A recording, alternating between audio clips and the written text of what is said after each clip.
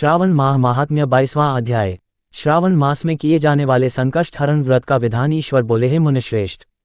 श्रावण मास में कृष्ण पक्ष की चतुर्थी तिथि के दिन सभी वांछित फल प्रदान करने वाला संकष्ट हरण नामक व्रत करना चाहिए। सनत कुमार बोले, किस विधि से यह व्रत किया जाता है, इस व्रत में क्या करना चाहिए, किस देवता का पूजन करना चाहिए और इसका उद्यापन कब करना चाहिए, उसके विषय में मुझे विस्तारपूर्वक बताए। ईश्वर बोले, चतुर्थी के दिन प्रातः उठकर दंत धावन करके इस संकष्टहरण नामक शुभ व्रत को करने के लिए ये संकल्प ग्रहण करना चाहिए है देवेश, आज मैं चंद्रमा के उदय होने तक निराहार रहूंगा और रात्रि में आपकी पूजा करके भोजन करूंगा, संकट से मेरा उद्धार कीजिए। हे ब्रह्मपुत्र, इस प्रकार संकल्प करके शुभ काले तिलों से युक्त जल से स्नान करके समस्त आहनिक कृत्य संपन्न करने के बाद गणपति की पूजा करनी चाहिए।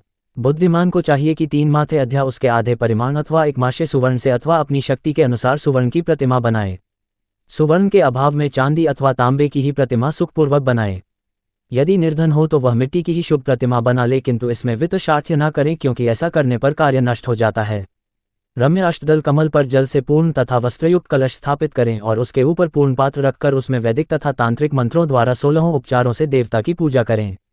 हे विप्र, तिलयुक्त 10 उत्तम मोदक बनाएं, उनमें से 5 मोदक देवता को अर्पित करें और 5 मोदक ब्राह्मण को प्रदान करें।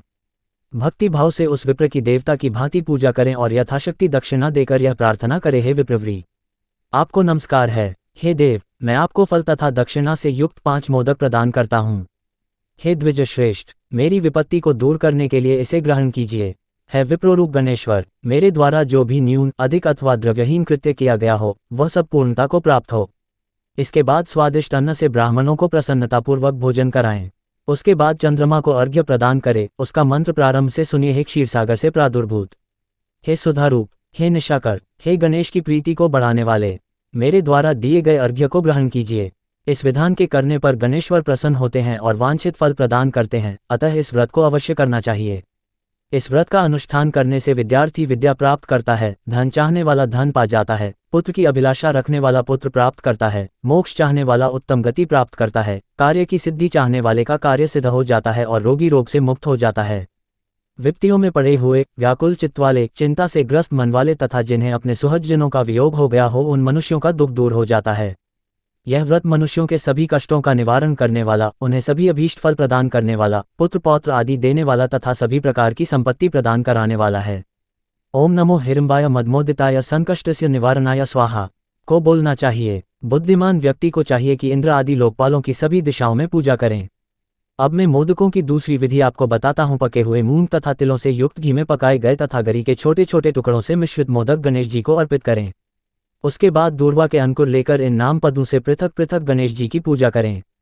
उन नामों को मुझसे सुनिए, हे गणाधिप, हे उमापुत्र, हे अघनाशन, हे एकदंत, हे भवक्त्र, हे मूषकवाहन, हे विनायक, हे ईशपुत्र, हे सर्वसिद्धिप्रदायक, हे विघ्नराज, हे स्कंदुरो, हे सर्वसंकष्टनाशन, हे लंबोदर, हे गणाध्यक्ष, हे गौर्यागमल संभव, हे धूमकेतो, हे भालचंद, हे सिंदूरासुरमर्दन, हे विद्यानिधान, हे विकट, हे शूर्पकर्ण, आपको नमस्कार है। इस प्रकार इन 21 नामों से गणेश जी की पूजा करें।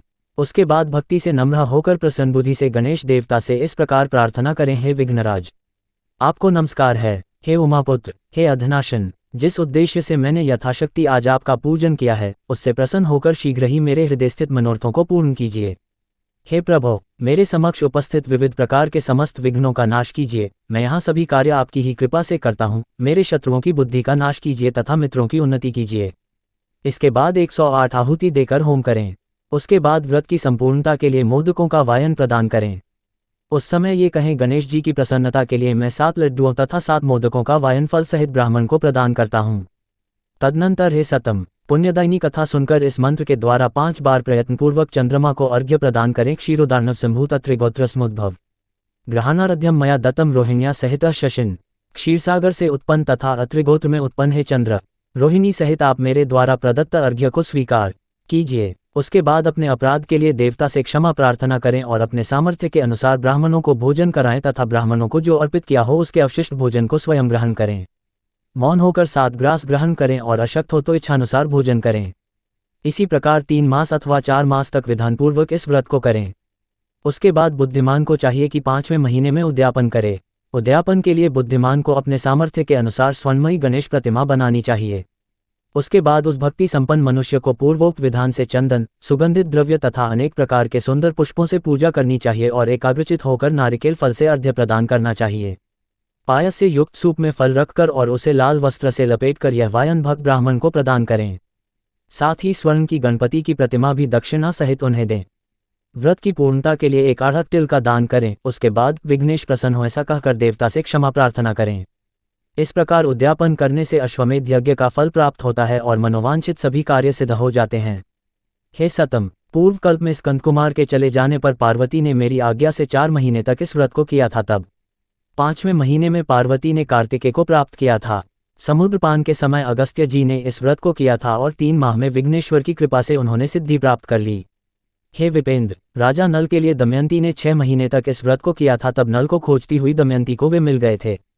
जब चित्रलेखा अनिरुद्ध को बाणासुर के नगर में ले गई थी तब वह कहाँ गया और उसे कौन ले गया, ये सोचकर प्रद्युम्न व्याकुल हो गए।